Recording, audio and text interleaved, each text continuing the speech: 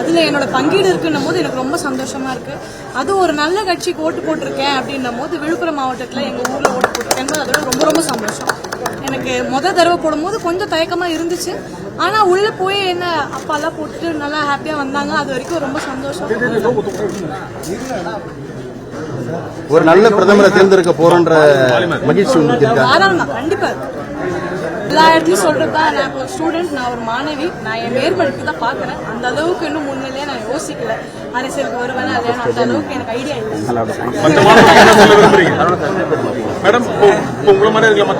மாணவர்கள் என்ன சொல்ல விரும்புறீங்க? முடிவு பண்ணுங்க, நல்லா ரிசர்ச் பண்ணுங்க. உங்களோட கேண்டிடேட் அதாவது உங்களோட வேட்பாளரை நல்லபடியா முடிவு எடுங்க. மத்தவங்க சொல்றாங்க, அம்மா அப்பா சொல்றாங்க,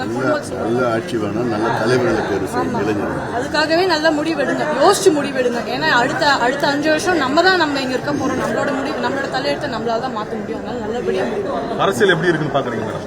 சாதாரண ஒரு பார்வையாளரா, ஒரு ஃபர்ஸ்ட் டைம் ஓட்டரா தமிழ்நாடு அரசியல் கேள்வி என்னங்க இது? ஏதோ நான் 10 வருஷம் ஓட்டு போட்ட வரையில ஒரு இதுல தமிழக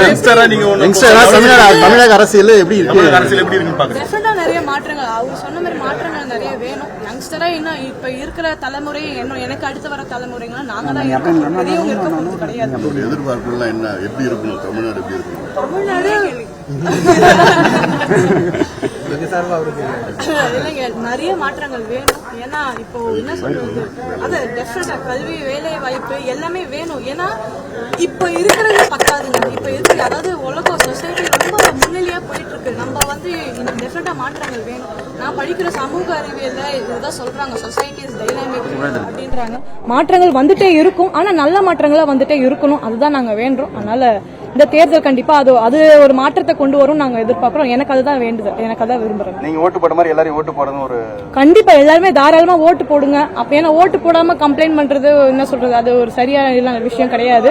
அதனால ஓட்டு போடுங்க, உங்களுக்கு இஷ்ட ஆளுங்களுக்கு, அதாவது உங்க வேட்பாளரை நல்லபடியா முடிவெடுத்து ஓட்டு போடுங்க. அப்பதான் இந்த மாற்றத்தை நம்மளுக்கு ஒரு பங்கீடுன்ற ஒரு சந்தோஷம் இருக்கும். தர்மபுரி தொகுதியில பொதுமக்களை சந்திச்சீங்க, எப்படி இருந்துச்சு?